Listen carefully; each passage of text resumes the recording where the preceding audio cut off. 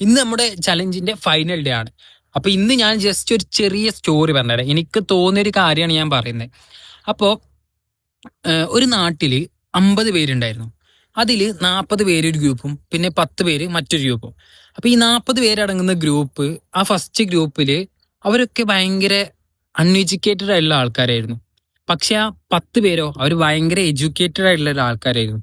അപ്പൊ ഈ അൺഎഡ്യൂക്കേറ്റഡ് ആയിട്ടുള്ള ആൾക്കാരുടെ പ്രശ്നം എന്താ വെച്ചാൽ അവർ നേരത്തെ തന്നെ കല്യാണം കഴിച്ച് അവർ മക്കളെ ഉൽപ്പാദിപ്പിച്ച് അങ്ങനെ പെട്ടെന്ന് ഗ്രോ ചെയ്തുകൊണ്ടിരുന്നു. എന്നാൽ ആ 10 പേരടങ്ങുന്ന ഗ്രൂപ്പ് അവര് എഡ്യൂക്കേഷന് വേണ്ടി കുറെ ടൈം കളഞ്ഞിട്ടുണ്ട്. അപ്പൊ അങ്ങനെ ടൈം ഇൻവെസ്റ്റ് ചെയ്യുന്ന സമയത്ത് അവര് കല്യാണം കഴിക്കാനും കുറച്ച് ലേറ്റ് ആവും.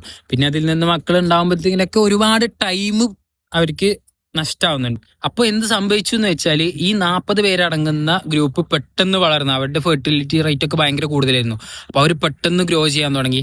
എന്നാൽ ഈ സെക്കൻഡ് ഗ്രൂപ്പോ അവരുടെ ഫെർട്ടിലിറ്റി റേറ്റ് വളരെ കുറവായതുകൊണ്ട് അവര് ചെറിയ കമ്മ്യൂണിറ്റിയായി മാറുകയും ചെയ്തു.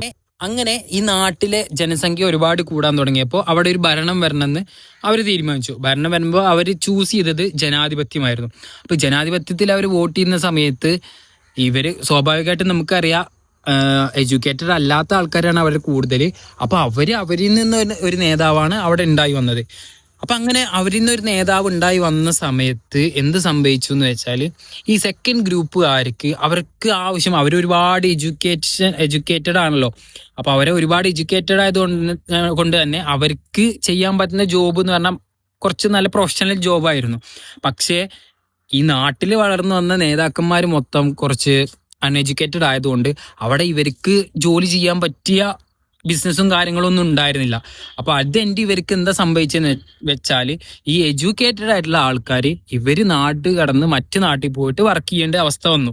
ഓക്കെ, അപ്പൊ എഡ്യൂക്കേറ്റഡ് ആയിട്ടുള്ള ആൾക്കാർ നാട്ടിൽ നിന്ന് പുറത്തു പോയി വർക്ക് ചെയ്യുന്നു. അല്ലാത്തവർ എന്ത് ചെയ്തു, ആ നാട്ടിൽ തന്നെ അകപ്പെട്ട് അവരവരുടേതായ ജോലികളൊക്കെ ചെയ്ത് അങ്ങനെ പോകുന്നു.